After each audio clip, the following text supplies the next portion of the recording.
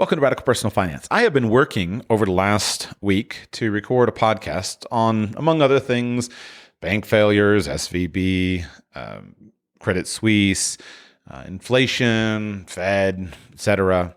And although I've hit record multiple times and recorded probably at this point around 4 hours of audio, I've deleted all of it because I just feel like I'm saying the same thing over and over again.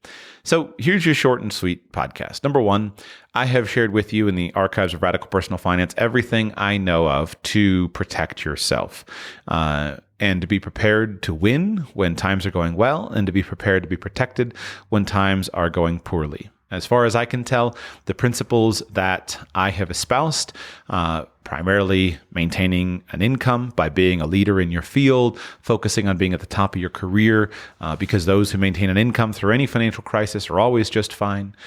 Mix that with good, sound, prudent financial planning in your personal affairs, keeping your expenses far lower than your income, avoiding debt that's not tied to productive assets, maintaining a significant cash percentage to protect yourself, having well thought out, diversified investments, kind of along a barbell strategy where you're positioned to win from big picture alternative investments, but most of your investments are well positioned in the kind of the boring conservative stuff, making sure that if times go crazy, you're well protected with good physical preparedness, making sure you've got an escape plan, www.internationalescapeplan.com, the ability to go to wherever in the world the best income opportunities are, or the best investment opportunities are, having multiple citizenships, multiple residencies, banking in multiple countries, making sure that you're well squared away if you ever had to leave your country.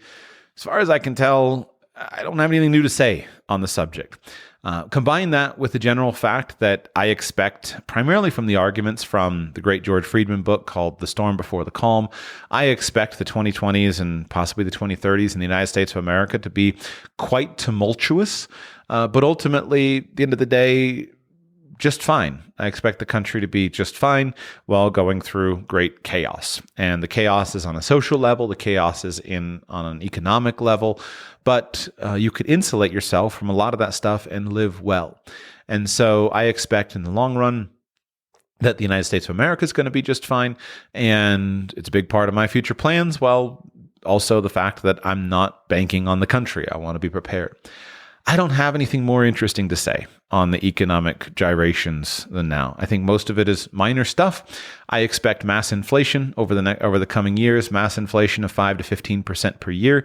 That has made sense to me for years. We're squarely in that. I don't expect hyperinflation. I don't expect recession, and I'm squarely in the camp of the economists who've successfully predicted 23 of the last 7 recessions. So I overpredict them, but I'm prepared for both ways. I don't have anything more to say about the subject. So instead of me releasing any of my long, drawn out, tangled up podcasts, this is what you got. I think this situation is normal. We are proceeding as predicted by many smart people, and we're just in the midst of it. And it's frustrating and annoying, but ultimately, probably not a complete transformation of the world that we live in. But of course, you should still hedge your bets in that direction as well. That's why we have a course, bitcoinprivacycourse.com, internationalescapeplan.com, bitcoinprivacycourse.com. So that's what I have to say. Thank you for listening.